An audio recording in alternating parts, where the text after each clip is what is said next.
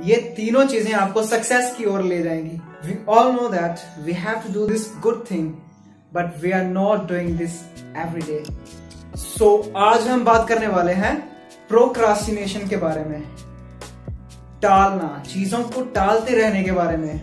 Procrastination मतलब जिस दिन आपने सोचा है कि मुझे आज ये चीज करनी है और आप उस चीज को उस दिन ना करके अगले दिन पे छोड़ देते हो।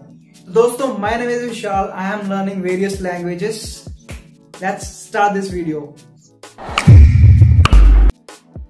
आपको मैं एक चीज याद करवा दूं, एग्जाम के पहले दिन फुल नाइट स्टडी, जो कि मुझे लगता है सबने की है।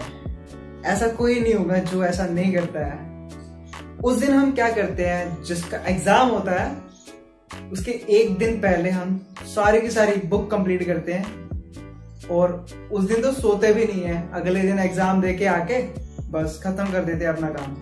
और हमें भी पता है यार, वो जो चीज है वो सस्टेनेबल नहीं है। वो हमारे माइंड में कितनी टाइम तक रहेगी, जो हमें सिर्फ 6-7 घंटे के लिए पड़ी है, और हमें पता है कि वो बाद में हम देखेंगे भी नहीं। ऐसा होता क्यों है, हम इसके बारे में पूरा डिटेल में बात करने वाले हैं अभी।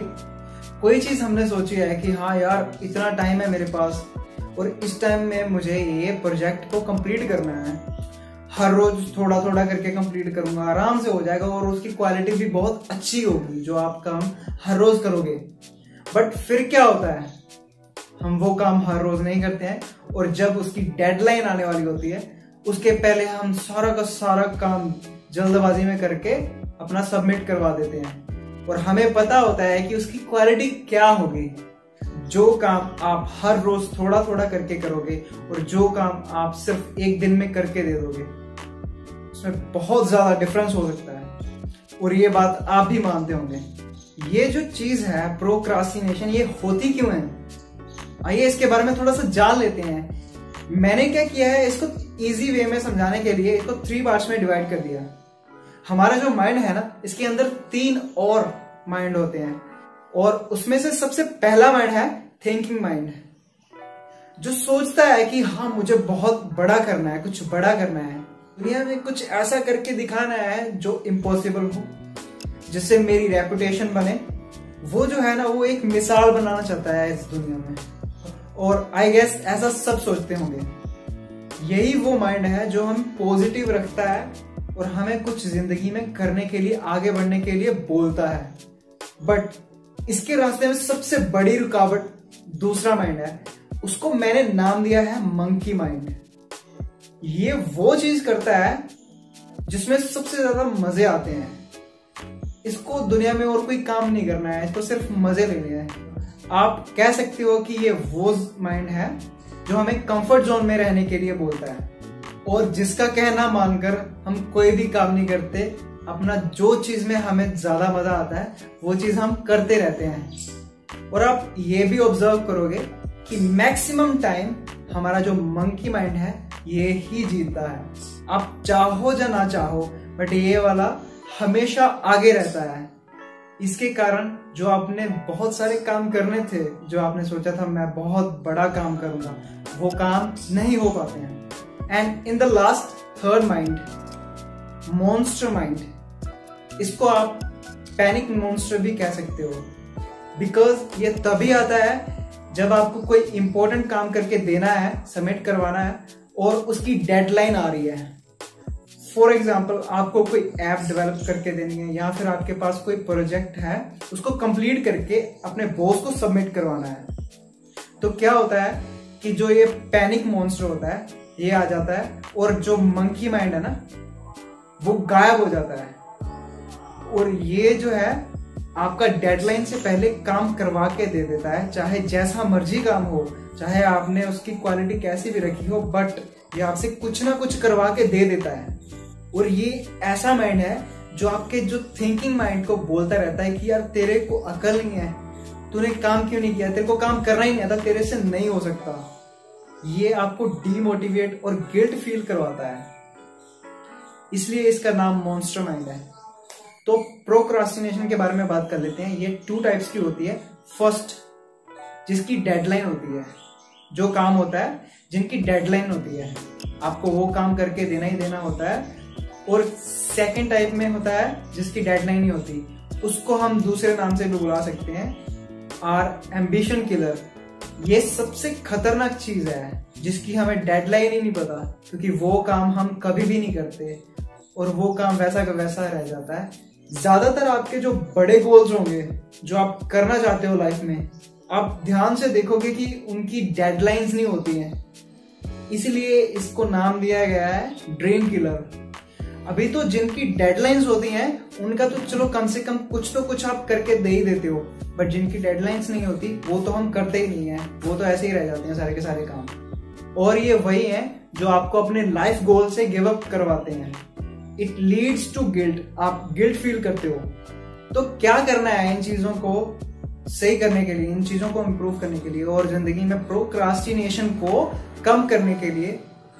ये जो 2-3 चीजें हैं जो मैं आपको बताऊंगा अभी, उसमें से पहली चीज है कि आप अपने आप से पूछो, जब आप रात को सोओगे आप अपने आप से पूछो कि आज आपने अपने जो गोल को अचीव करने के लिए क्या किया। चाहे आपने कुछ छोटा सा ही काम किया हो, 5 मिनट और 10 मिनट भी किया हो, बट आपने किया तो है ना। ऐसा करते करते हर रोज अपने आप से पूछो, रात को सोने से पहले पूछो कि हाँ आज मैंने कुछ किया कि नहीं किया, उसको रिकॉल करो। ऐसा करने से आप कनेक्ट रहोगे अपने गोल्स के साथ, आपको पता रहेगा कि हमें करना क्या है। इनको इम्प्रूव करने के लिए सेकंड चीज जो आपको करनी है वो करना है कि आपको डेडलाइन डिसाइड करनी है जो भी आप कर रहे हो। जब आप डेडलाइन डिसाइड कर लोगे उसको कहीं पे लिख लो, और वो जो लिखी हुई चीज है उसको अपने ऐसी जगह पे रखो जहां से वो इजीली विजिबल हो आपको, और हर रोज आपको वो बार बार दिखे। ऐसा करने से क्या होगा कि जब आपके आंखों के सामने वो चीज रहेगी तो आपको रिमाइंड करवाती रहेगी कि ये मेरे को काम करना है, ये मुझे करना है, आज करना है, इतना करना है। और इससे क्या होगा, जब आप वो डेडलाइन को बार बार देखोगे वो सबसे पहले आपके कॉन्शियस माइंड में जाएगी, ठीक है, जो अवेयरनेस माइंड होता है। उसके बाद जब बार बार देखोगे उसे तो आपके सबकॉन्शियस माइंड में चली जाएगी और आप उस काम को करना शुरू भी कर दोगे, आपको पता भी नहीं चलेगा। बहुत बहुत जरूरी है कि जो चीजें आप करना चाहते हो, जो आप अचीव करना चाहते हो, जो भी आपके गोल्स हैं, उन सबको आप अपने सबकॉन्शियस माइंड में एंटर करवा दो। ऐसा करने से क्या होगा कि आपके काम ऐसे हो जाएंगे और आपको ज्यादा टेंशन लेने की जरूरत भी नहीं पड़ेगी। इन चीजों को कर लेने के बाद आपको तीसरी चीज एक और करनी है कि आपको अपने माइंड्स को पहचानना है। आपको अपने thinker mind, monkey mind and panic monster को पहचानना है कि ये कब कब अपीयर होते हैं आपकी लाइफ में जब आप कोई काम कर रहे हो। और जब आप इनको ट्रैक करने लग जाओगे तो इनको नोट डाउन करना शुरू कर दीजिए, इनको पहचानना शुरू कर दीजिए कि ये कर क्या रहे हैं। मैंने कुछ काम करना था और उसकी जगह पे मैंने कुछ और कर दिया, उसको मैंने टाल दिया।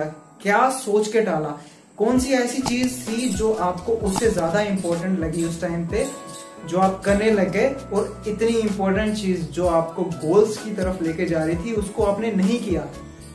जब आप इन चीजों को समझने लग जाओगे, ये चीजें समझ में आने लग जाएंगी, तब आपको क्या है, सोल्यूशन अपने आप मिल जाएगा। वो कहते हैं ना कि क्वेश्चन को समझ लो, सिचुएशंस को समझ लोगे तो सोल्यूशन अपने आप ही मिल जाता है। तो इसको मैं समराइज कर देता हूं। फर्स्ट, आपको एक डेडलाइन बनानी है जितने भी आपके गोल्स हैं। सेकंड, आपको याद करना है कि अपने गोल्स को अचीव करने के लिए आपने आज क्या किया है। थर्ड, इन 3 माइंड्स को पहचानना है और इनका सोल्यूशन अपने आप ही आपको मिल जाएगा। ये तीनों चीजें आपको सक्सेस की ओर ले जाएंगी। और मैं चाहता हूं कि इन तीनों चीजों को अभी से अपनी लाइफ में यूज करना शुरू कर दीजिए। और अभी से आप नोटिस करिए कि जो चीजें आपके लिए जरूरी हैं उनको जब आप टालते हो, प्रोक्रास्टिनेशन करते हो, तो सिचुएशंस कैसी हैं, एनवायरनमेंट कैसा है, इससे आपकी प्रॉब्लम्स अपने आप ही सॉल्व होनी शुरू हो जाएंगी। तो ये थे मेरे कुछ व्यूज प्रोक्रास्टिनेशन के ऊपर। मुझे पता है कि आपको ये जरूर पसंद आए होंगे। तो अगर आप मेरे चैनल पर नए हो तो सब्सक्राइब कर दीजिएगा और लाइक भी कर दीजिएगा, ताकि आपको फ्यूचर में ऐसी ही नॉलेज से भरी वीडियोस मिलती रहें। मिलते हैं आपको एक नई वीडियो में, तब तक के लिए सायोनारा, समाप्त, सुनिदा, शिए शिए, ज़ाइजियान।